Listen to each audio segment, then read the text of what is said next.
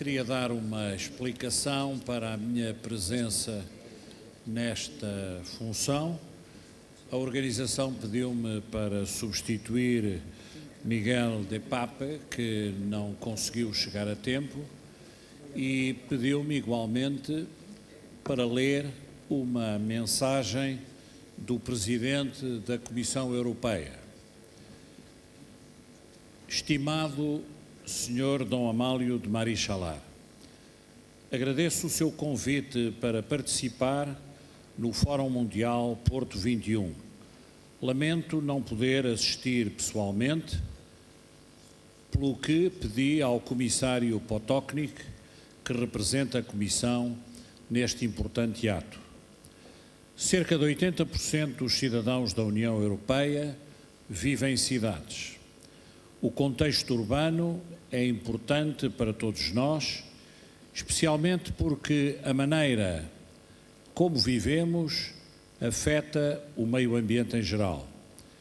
As cidades europeias necessitam mais do que nunca de ser sustentáveis e precisam de oferecer o tipo de qualidade de vida e as oportunidades que fazem com que as pessoas desejem viver nelas e anima as empresas a investir. A União Europeia esforça-se por garantir um futuro de cidades saudáveis, atrativas e estimulantes para as gerações futuras. Também procura conseguir um continente mais competitivo, sustentável e integrador num mundo cada vez mais globalizado. Para alcançar este objetivo, necessitamos de espaços atrativos para viver, trabalhar e descansar. As zonas urbanas são o motor do desenvolvimento económico, criam emprego e prestam numerosos serviços públicos, como por exemplo a educação, a atenção sanitária e o transporte, mas também estão associadas à degradação do meio ambiente, à congestão e à marginalização económica e social. Por conseguinte, a melhoria do contexto urbano converteu-se num grande objetivo dos responsáveis políticos, se bem que velar pela coerência das políticas urbanas constitua um desafio. Há muitas instituições interessadas com diferentes objetivos e, em alguns casos, as estratégias costumam ser executadas de uma forma independente e com efeitos contraproducentes. O facto de que as questões urbanas se abordem localmente, embora exerçam um impacto europeu e mesmo mundial, também constitui um grande desafio. Isto exige uma coordenação eficaz em todas as direções e a todos os níveis. No Rio, concordámos recentemente na necessidade de estabelecer novos objetivos em matéria de desenvolvimento sustentável e de elaborar um novo programa de desenvolvimento que, em conjunto, guie o futuro do desenvolvimento urbano. Em resumo, as cidades são um motor importante do desenvolvimento sustentável da União Europeia e no mundo. Contudo, existem dificuldades em âmbitos como o consumo da energia, a disponibilidade da água, o transporte sustentável, a ordenação do território e a saúde e o bem-estar, entre outras muitas coisas que devem ser resolvidas pelas cidades. Muitos destes problemas serão abordados no Fórum Mundial Porto 21. Espero que esta conferência nos faça avançar no caminho para melhorar a sustentabilidade das nossas cidades. Desejo-lhe o maior êxito possível da conferência. Com os melhores cumprimentos, José Manuel Durão Barroso. Cabe-me igualmente o privilégio de apresentar o professor Rafael Puyol. O professor Rafael Puyol é professor catedrático de Geografia Humana da Universidade Complutense, da qual, aliás, foi vice-reitor e reitor entre 1995 e 2003. É um grande especialista em questões de demografia, população e imigração. É atualmente vice-presidente executivo da Fundação Instituto Empresa, presidente do patronato do próprio Instituto Empresa e vice-presidente das Relações Institucionais da Business School do Instituto Empresa. Como sabem, uma das melhores business schools do mundo, de acordo com o prestigiado ranking do Financial Times. Autor de inúmeros livros e artigos científicos, distinguido por várias universidades, doutor honoris causa por várias universidades do mundo, é um privilégio tê-lo connosco e, por isso, passo-lhe imediatamente a palavra, agradecendo ter-se disponibilizado a estar connosco. Muito obrigado, professor.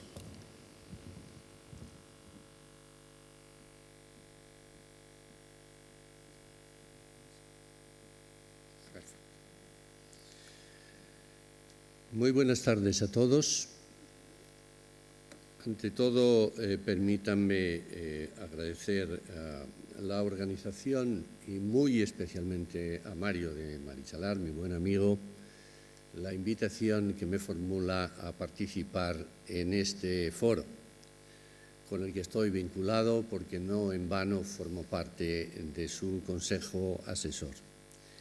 Y muchas gracias, rector, por tu amable presentación como profesor de una materia que yo creo que alcanza en estos momentos una importancia muy grande. Economía, demografía y política. Algunos autores han dicho que la economía ha sido la gran ciencia del siglo XX. Tal y como estamos, no parece que haya hecho siempre las cosas bien. Y que la demografía, sin embargo, va a ser la ciencia del siglo XXI. No creo que las cosas vayan a ser así.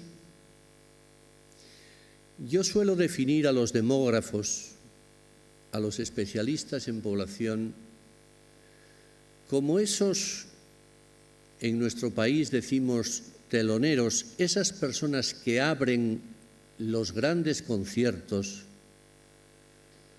iniciando la actuación e introduciendo a las grandes estrellas que vienen después. Los demógrafos somos esos introductores. Les decimos a los economistas cómo van a ser las cosas. Y ellos saben lo que tienen que hacer o no. Y ellos a su vez son los que les dicen a los políticos, vaya usted por aquí, o no tome este camino, porque puede resultar equivocado. En noviembre del año 2011, las Naciones Unidas anunciaron a bombo y platillo que había nacido el habitante 7.000 millones de la Tierra. Llegaron a decir que era una niña y que había nacido en Filipinas. ¿Quién lo sabe? Lo cierto es que ya somos más de 7.000 millones. Pero, sin embargo, hemos de completar esta afirmación diciendo que ya no crecemos como crecíamos. En los años 60 del siglo pasado, nosotros, el mundo, crecíamos a un ritmo del 2,1%. Y eso significaba que la población del mundo podía doblarse en 35 años. Hoy día solo crecemos al 1,2%. Y eso significa que nunca volveremos a doblar nuestros efectivos. Recuerdo que algunas de las obras del siglo pasado, de los años 60 y 70, decían que la población del mundo podía alcanzar 12.000 millones de personas. Y hoy, las proyecciones de las Naciones Unidas nos dicen que seremos en torno a 9.200 millones. Eso no significa que no vayamos a ser muchos, que no vaya a haber problemas de desequilibrio con los recursos energéticos, de materias primas, que no vaya a haber un problema grave de contaminación ambiental provocado por la presencia excesiva de CO2 en la atmósfera, que incentivará el efecto invernadero, como todos sabemos, el efecto estufa, en terminología portuguesa. Pero ya no seremos los que preveíamos que íbamos a ser. ¿Y por qué? ¿Por qué ese decrecimiento de la población? ¿Por qué esa desaceleración demográfica? Pues porque ha caído la natalidad mucho más de lo que se pensaba y porque ha aumentado la mortalidad debido a ciertas pandemias, muy particularmente el SIDA, de forma inesperada. Hoy los grandes problemas del mundo son que tenemos una natalidad muy diferenciada a escala internacional, que tenemos unas diferencias en la mortalidad infantil y en la esperanza de vida también intensas, que estamos sometidos a un proceso de envejecimiento muy fuerte. Y ese es el problema demográfico que, desde mi punto de vista, va a tener mayor alcance. Y que cada vez nuestra población se va a concentrar más en los núcleos urbanos. ¿Y cuáles son los retos? ¿Cuáles son los grandes desafíos? ¿Va a disminuir la mortalidad? Sí. ¿Va a disminuir la natalidad? Sí. ¿Es posible que la natalidad se pueda recuperar en los países donde es muy baja? No. ¿El envejecimiento se puede parar? Imposible. ¿Habrá migraciones internacionales cada vez más crecientes? Sin duda.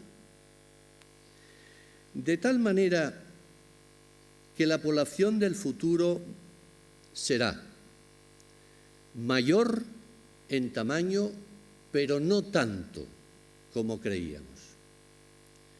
Será más vieja, será más urbana y será más móvil.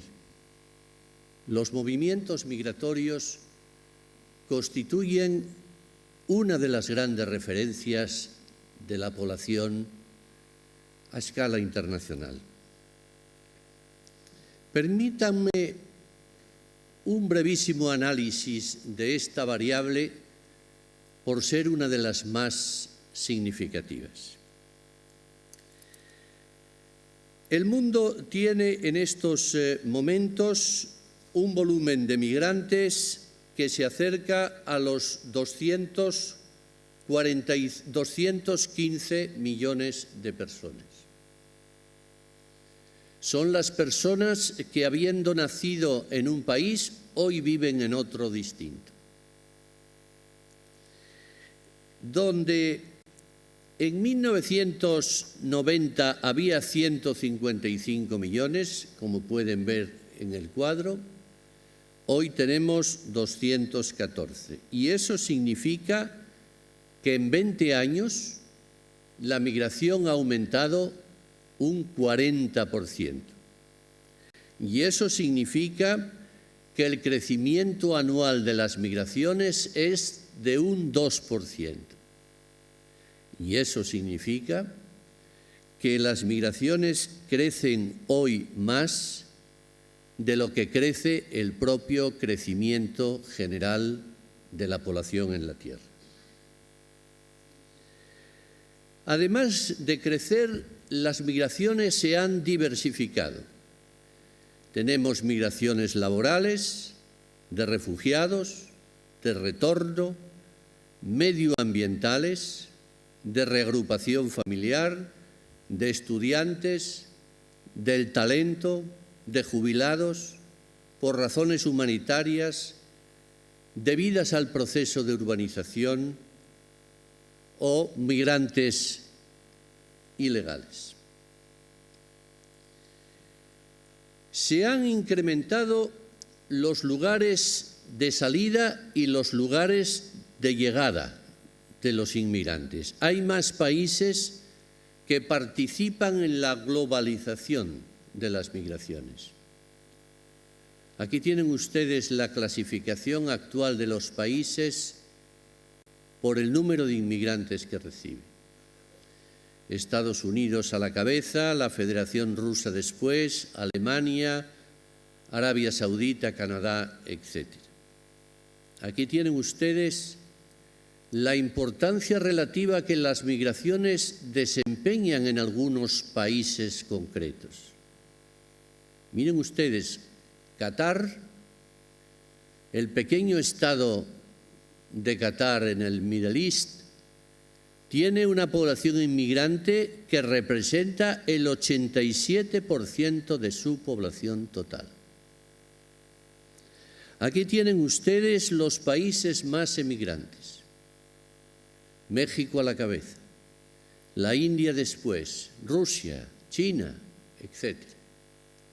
Y aquí tienen ustedes los grandes corredores migratorios que existen hoy a escala internacional.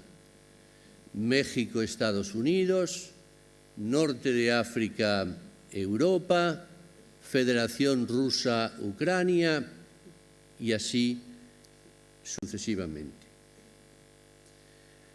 Otras características de las migraciones son que ya no se puede distinguir bien la condición de emigrante, inmigrante o país de tránsito de las diferentes naciones. Hoy pueden ser las tres cosas a la vez. El caso de México es significativo, o el caso de Marruecos, que envía emigración a Europa y recibe inmigración subsahariana, es otro ejemplo claro. Otra característica de las migraciones es el fuerte proceso de feminización de las corrientes. Las mujeres representan cada vez una participación mayor. En las migraciones del 19, 2/3 eran hombres. En las migraciones de hoy, el 50% son mujeres. Hay nuevos tipos de migraciones que van a jugar un papel decisivo en el futuro.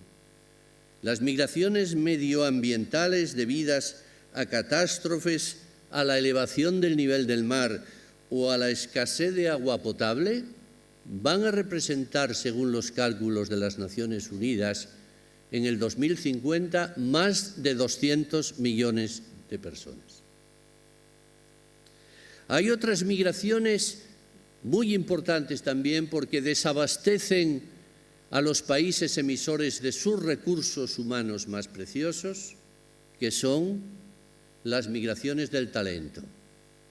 Bien, es cierto que hoy ya no hablamos de brain drain, sino que hablamos de brain gain, porque consideramos que todos los países de salida, los de llegada y los propios emigrantes pueden beneficiarse de esa situación.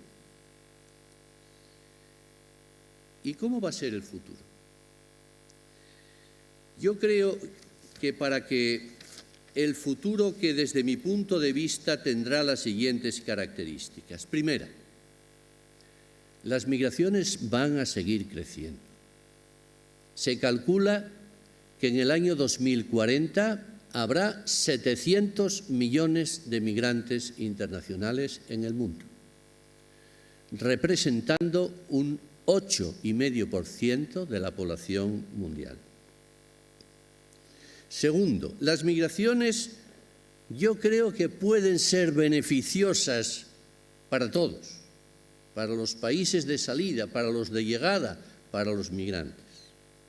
Tercero, yo creo que hay que perder el miedo a las migraciones y saber convivir con un fenómeno que va a ser inevitable.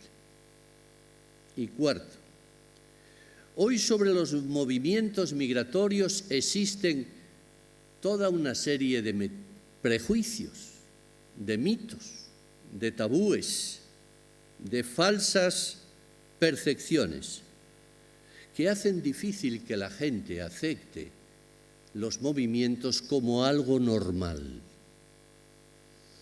¿Cuáles son esos miedos? Miedo al número. Hay personas que creen que estamos, los países de acogida, invadidos por las migraciones. No es verdad. Hay un miedo a una sustitución étnica de los países receptores por la presencia cada vez mayor de personas pertenecientes a otras culturas. Tampoco es cierto. Hay a veces un miedo a la religión practicada y a las costumbres y a los modos de vida de la población inmigrante y muy particularmente a las colonias de musulmanes que se establecen en nuestras sociedades. Hay un miedo a que los migrantes sean portadores de determinadas enfermedades que las introduzcan en los países de acogida. Por supuesto, enfermedades infecciosas, pero muy particularmente el SIDA. Hay un miedo a que los trabajadores extranjeros constituyan una competencia para los trabajadores nativos al aceptar salarios o trabajos en la economía sumergida que los nativos no aceptan. Hay un miedo a los comportamientos demográficos diferenciales. Los migrantes crecen más, tienen natalidades más altas, son más jóvenes y al cabo pueden, al incrementar su volumen, influir decisivamente en la sociedad de acogida. Hay, por supuesto, también un miedo al deterioro de algunos servicios, por lo que se considera un uso y un abuso, a veces, por parte de la población inmigrante. En el ámbito educativo y en el ámbito sanitario se ponen los ejemplos más claros de esta idea. Y hay un miedo a la inseguridad, desarrollado sobre todo después del ataque a las Torres Gemelas y tras los ataques terroristas en Londres o en mi ciudad, en Madrid, por poner tan solo 3 ejemplos bien conocidos. Todos estos miedos están recogidos de alguna manera en un libro. Ustedes seguro que lo conocen. Yo se lo recuerdo a ustedes ahora. Me refiero al libro de Samuel Huntington, The Crash of Civilizations, que es una respuesta a otro libro importante al libro de Francis Fukuyama, The End of the History, el fin de la historia. Huntington sostiene en el libro que tras la caída del muro de Berlín y el hundimiento de los regímenes comunistas, era de prever que los grandes conflictos iban a desaparecer. Pero, dice, ahora no solo no han desaparecido, sino que los grandes conflictos van a estar representados sobre todo por el choque de civilizaciones. Es la amenaza que él llama la indigenización y que ejemplifica con dos casos. La presencia de latinoamericanos en los Estados Unidos y la presencia de grandes colonias de musulmanes en los diferentes países europeos. Y él dice, es una amenaza. Y él dice, hay que pararla. Hay que poner todos los obstáculos, todas las barreras posibles para frenar, to stop, para frenar esta entrada. Yo creo sinceramente que estos miedos responden más a falsas percepciones, a veces inducidas por los medios de comunicación o por los partidos totalitarios, que a una realidad auténtica. Conclusao, permítanme, para terminar y no cansarles, decirles lo que les acabo de decir en muy breves palabras. Yo creo que estamos en el umbral de una nueva situación demográfica a escala internacional. El crecimiento ya no es como era, seguirá siendo fuerte, pero nos vamos a enfrentar a unos problemas distintos. Nuestra demografía se caracteriza por tres rasgos fundamentales. El primero es la fuerte caída de la natalidad en todas partes, con más intensidad en nuestras sociedades, pero en todas partes. Se caracteriza por un fuerte envejecimiento, en todas partes también. Los países europeos y desarrollados en general son más envejecidos, pero el envejecimiento empieza a estar presente en muchas otras naciones.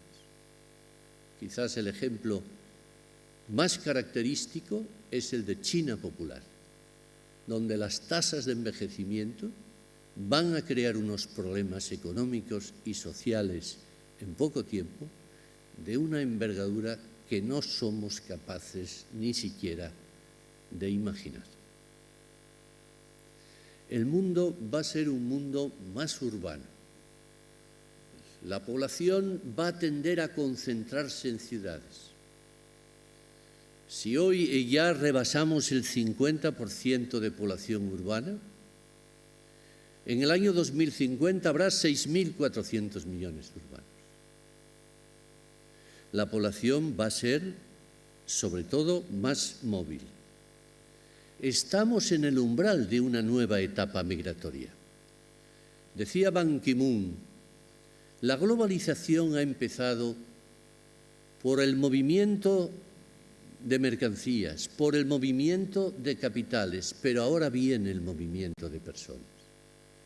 Esta es la segunda fase de la globalización.